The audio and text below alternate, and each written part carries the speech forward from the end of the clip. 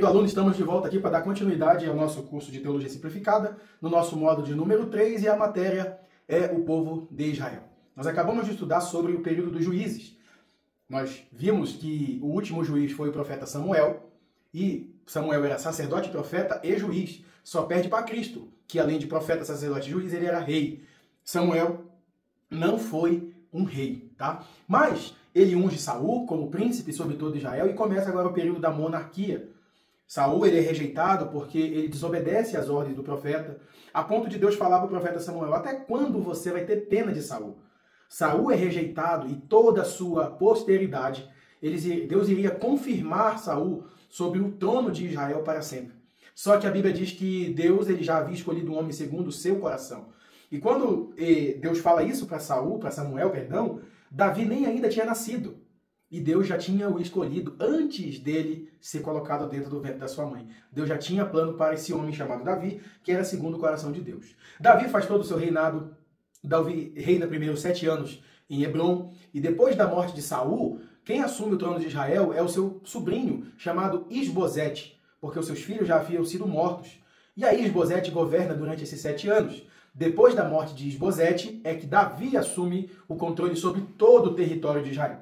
Agora Davi vai reinar um grande período, algumas décadas, sobre todo esse povo. Quando Davi já está velho para morrer, o filho dele, Adonias, faz uma conspiração para ser consagrado rei no lugar de seu pai.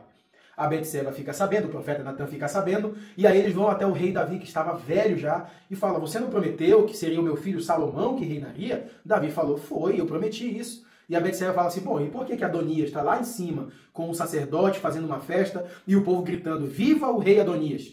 Davi falou: não. Manda pegar minha mula, pega Salomão, pega o sacerdote, pega o profeta Natan, e aqui dentro da cidade vocês vão ungir Salomão como rei.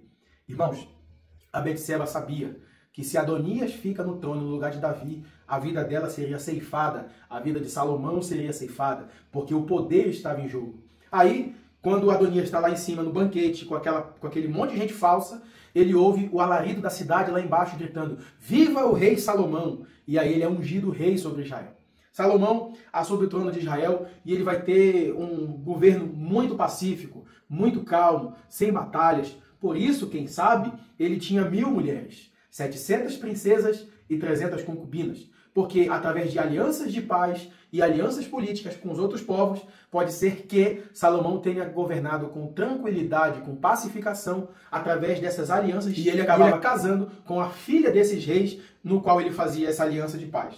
Porém, Salomão cresce, ele governa, ele tem as suas paixões, ele tem a sua sabedoria.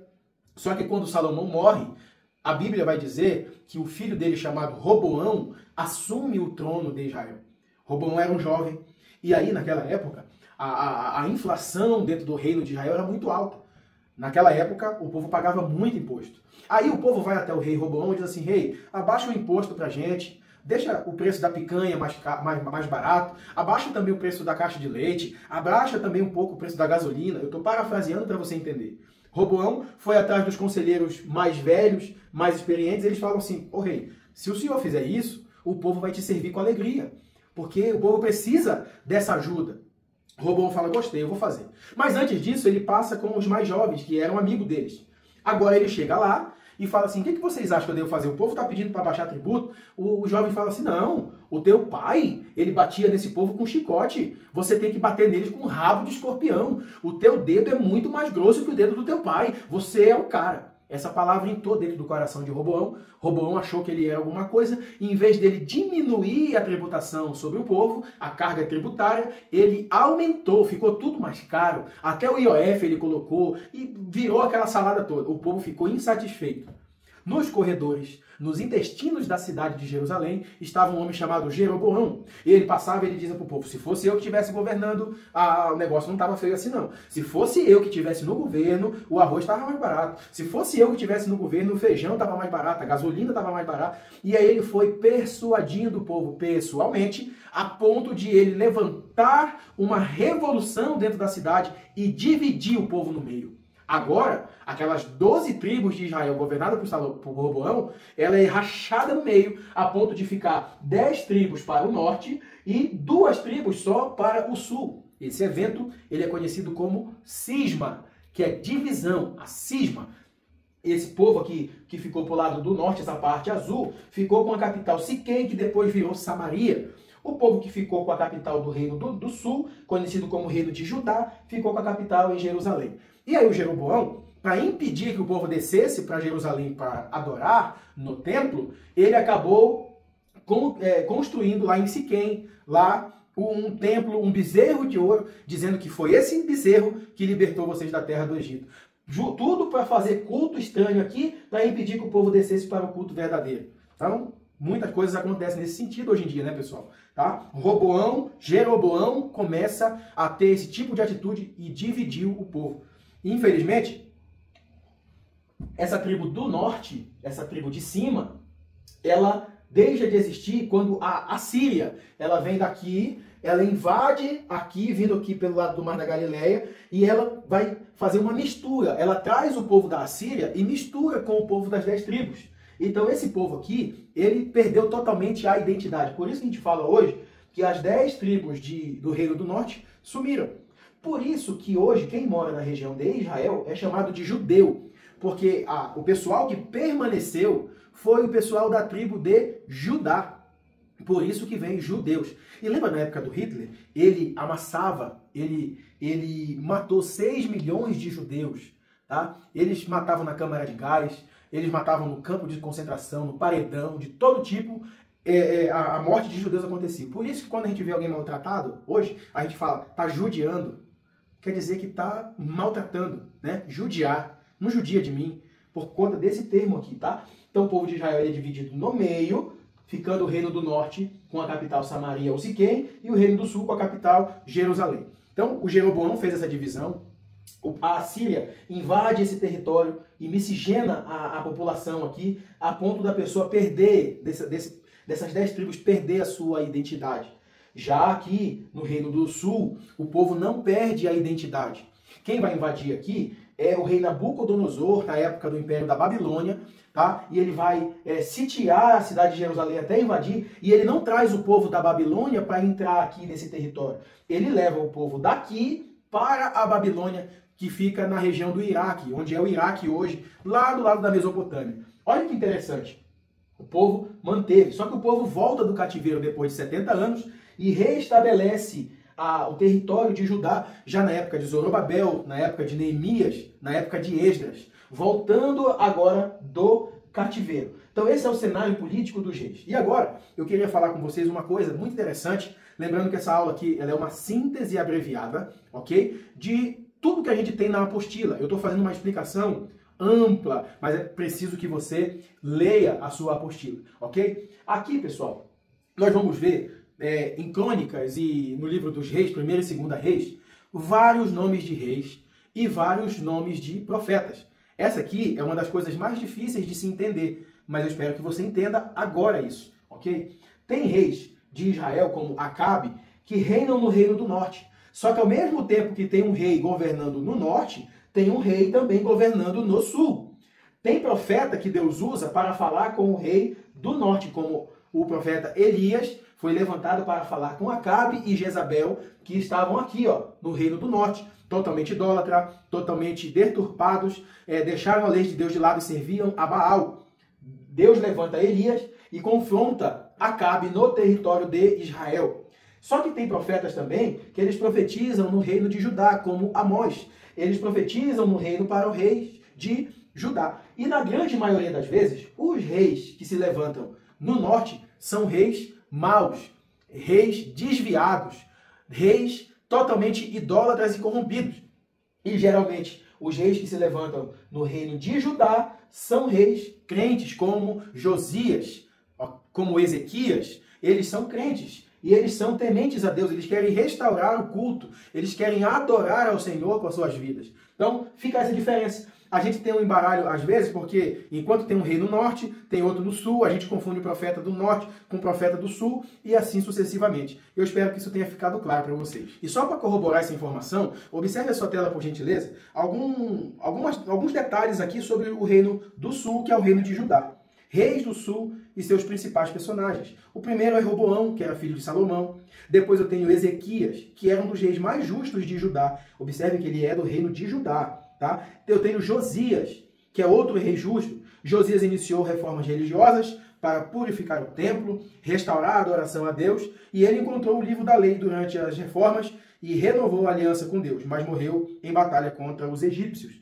E alguns profetas que profetizaram no Reino do Sul, onde tinham esses reis que eram bondosos. O primeiro é Isaías, que foi um dos principais profetas de Judá, mas pregou sobre o juízo de Deus, mas também sobre a restauração futura e a vinda do Messias. Ele profetizou a queda de Judá e o cativeiro babilônico, mas também falou da volta do povo para a sua terra.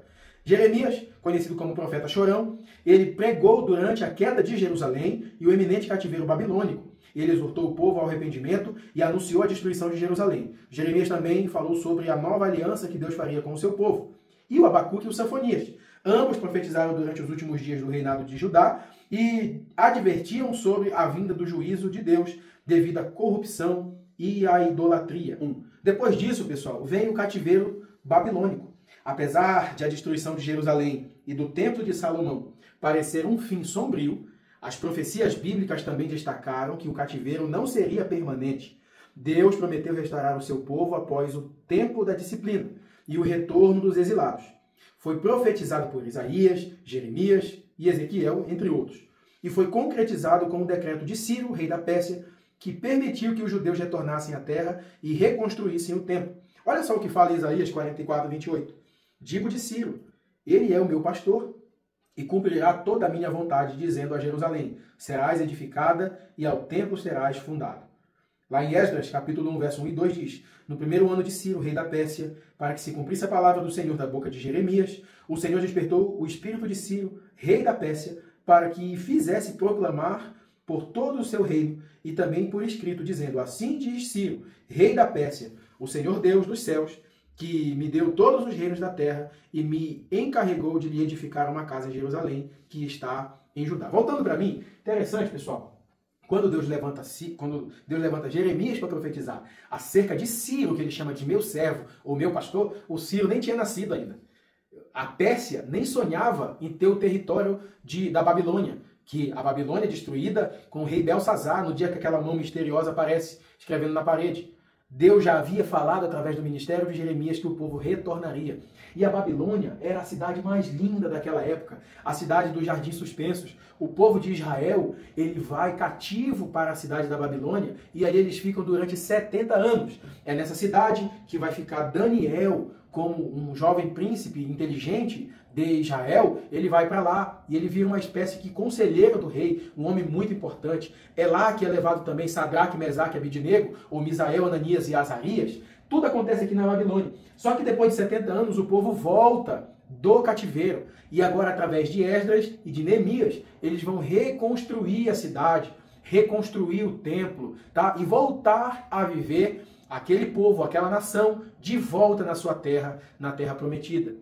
Porque o reino do norte havia sido destruído, o reino do sul havia sido sequestrado, na sua grande maioria, para a terra da Babilônia, e o que ficou da cidade de Jerusalém foi destruída, foi queimada, conforme diz Anani, para Neemias, lá no capítulo 1. Eles estavam voltando da cidade de Jerusalém, e Neemias pergunta, como é que anda? Como é que está a terra dos nossos pais? Ele fala, olha, está tudo destruído, as portas queimadas a fogo, os muros totalmente derribados. É aí que Deus levanta esse homem chamado Neemias, e através da ordem do rei Artaxerxes, ele volta agora para a cidade de Jerusalém, que ele não havia conhecido, porque ele já havia nascido no cativeiro. Agora ele volta lá e ele vai reconstruir a cidade de Jerusalém, o templo. Esdras volta restabelecendo o período da lei, e é Zorobabel que chega com uma grande leva do povo ali para reconstruir o templo chamado Templo de Zorobabel, que foi reformado pelos romanos já na época do Novo Testamento. Tá? Então esse era o cenário do povo de Israel depois de ter ficado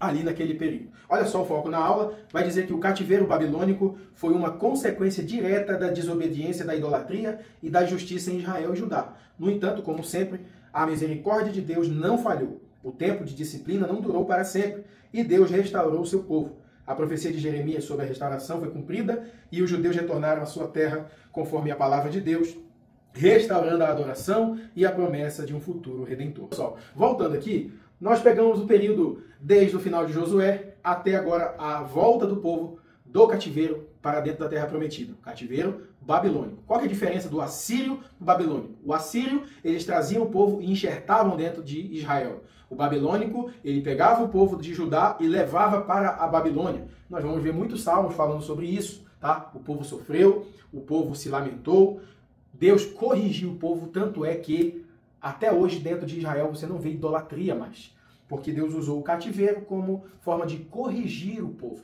ok? Eu agradeço a sua participação até aqui. Nós chegamos ao final do módulo de número 3. Eu tenho certeza que você está gostando. Deixe seu comentário, curte esse vídeo, convida mais um aluno, uma pessoa que queira fazer EAD ou presencial. Esteja conosco estudando a Palavra de Deus. Para mim, é muito importante ter você aqui. É uma dádiva divina ter você estudando conosco. E eu fico muito feliz de você ter chegado até aqui com a gente. Nós já vamos finalizar essa matéria tão importante. Eu tenho certeza que Deus vai continuar abençoando a sua vida. É muito bom ter você aqui, viu? Que Deus abençoe e até a próxima aula em nome de Jesus. Aqui, a teologia é simplificada, mas o conteúdo é profundo. Deus abençoe e até mais.